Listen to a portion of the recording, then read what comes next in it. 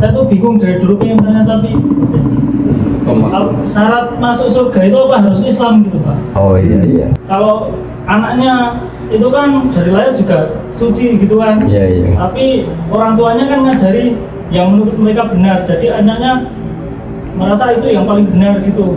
Untuk hal-hal seperti itu kita iman saja sama yang ditentukan Allah. Pokoknya yang masuk surga itu hanya yang Islam.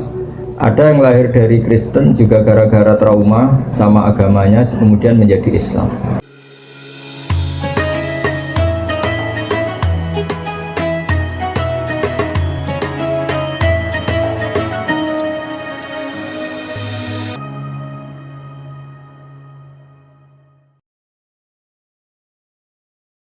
Oh, Magelang. Nama saya Arifin dari Magelang Pak.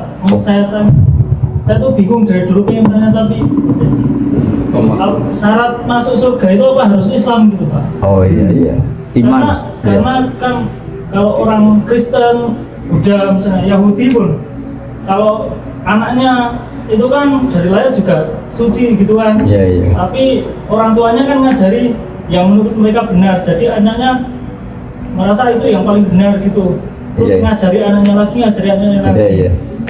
Nah, terus kalau yang masuk Islam, yang masuk surga Islam saja, berarti cuma berdasar bejo-bejonan gitu. Nah, saya beruntung lahir di keluarga Islam. Nah, kalau saya Magelang lagi ya, Magelang. Kalau saya lahir di keluarga Budo gitu gimana? Kan saya apes gitu. Nah, itu syaratnya itu gimana? Artinya jenengan pertanyaan ini sambil syukur ya. Iya. Kalau sambil syukur tuh relax, jadi gak marah-marah tanyain. Begini ya, jadi untuk hal-hal seperti itu kita iman saja sama yang ditentukan Allah. Pokoknya yang masuk surga itu hanya yang Islam. Kemudian kita tidak usah nyoal detail-detailnya, misalnya nyoal detail-detailnya itu lalu bagaimana orang yang ditakdir lahir di keluarga Kristen kemudian diajarin Kristen.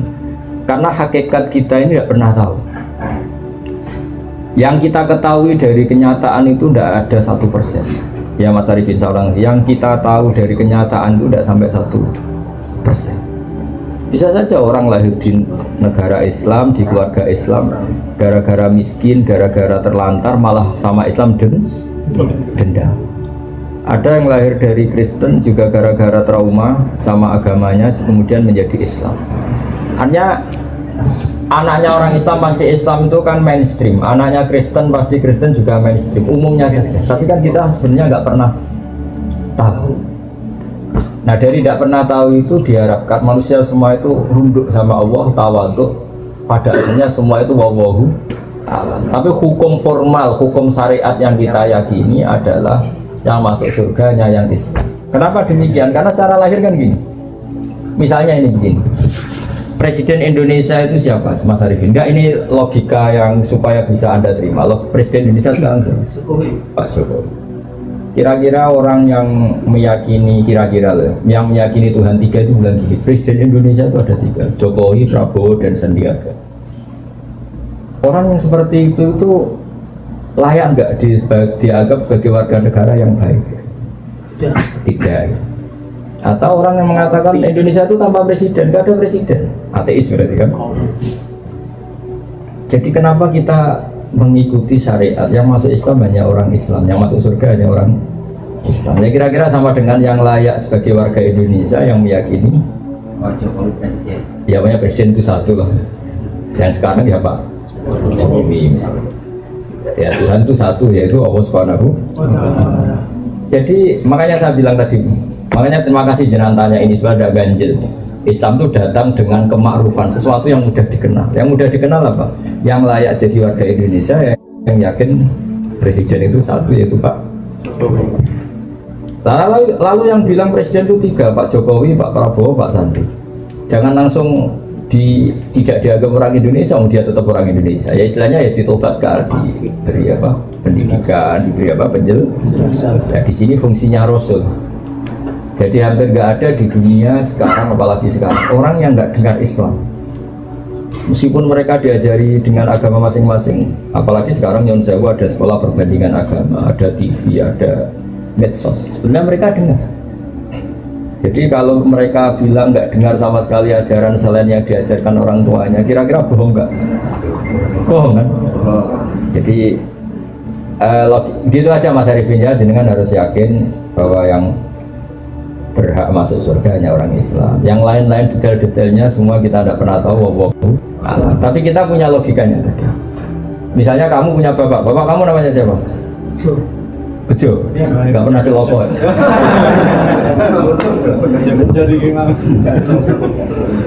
Ya iya, terus adik kamu meyakini Bejo itu nggak bapaknya, itu mesti anak juga. Ya kira-kira gitu. Orang yang meyakini Allah tidak Tuhan, itu kan kurang ajar sekali. Apalagi yang meyakini Allah itu ada yang setingkat Allah, yaitu ini. Ada yang presiden tandingannya Pak Jokowi ini, kan ya tidak pantas ya.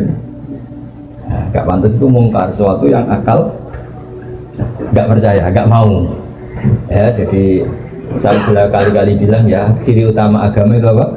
Membenarkan yang ma'ruf, yang mudah dikenali. Saya mudah dikenali apa? Yang pikirannya benar, akidahnya benar, itu yang harus dibenarkan. Dan yang harus dibenarkan itu yang pantas masuk surga ya, kira-kira ya Mas Anies ya. Bon santai-santai ini katanya Rahmat Amah sudah cukup ini ya. Nah, saudara-saudara seiman semua, Gus Baha dikenal dengan gaya ceramahnya yang santai, humoris, tetapi tetap dalam dan penuh hikmah. Dalam berbagai ceramahnya, beliau sering menjelaskan tentang rahmat Allah yang luas, serta pentingnya memahami ajaran Islam dengan hati yang lapang. Ketika ada pertanyaan seperti, kalau yang masuk surga hanya orang Islam, lalu bagaimana dengan agama lain? Gus Baha biasanya menjawab dengan pendekatan yang lembut dan penuh hikmah. Beberapa poin yang sering beliau sampaikan adalah, urusan surga dan neraka itu hak Allah. Gus Baha sering menekankan bahwa manusia tidak punya wewenang untuk menentukan siapa yang masuk surga atau neraka. Itu adalah hak prerogatif Allah, dan manusia hanya diperintahkan untuk berbuat baik dan mengikuti ajaran agama dengan sebaik-baiknya. Islam mengajarkan rahmat dan keadilan. Islam menegaskan bahwa Allah Maha Adil dan Maha Pengasih. Allah tidak akan menzalimi siapapun, termasuk orang-orang yang tidak mengenal Islam dengan benar. Jika ada orang yang belum mendapatkan hidayah atau tidak mengenal Islam dengan cara yang benar, maka Allah memiliki kebijaksanaan sendiri dalam menilainya. Jadi, intinya Gus Baha ingin agar umat Islam fokus pada ibadah dan akhlak yang baik, bukan sibuk mengurusi siapa yang masuk surga atau neraka. Sebab, keputusan akhir tetap di tangan Allah, dan Allah Maha Adil serta Maha Pengasih. Nah, saudara Siman semua, itulah pembahasan kali ini. Semoga apa yang disampaikan bisa memberikan kita manfaat dan pelajaran baru untuk kita semua. Jangan lupa untuk like, comment, and subscribe, supaya kalian tidak ketinggalan info terbaru dari Dakwah Official. Sekian video kali ini, sampai jumpa di video berikutnya. Assalamualaikum warahmatullahi wabarakatuh.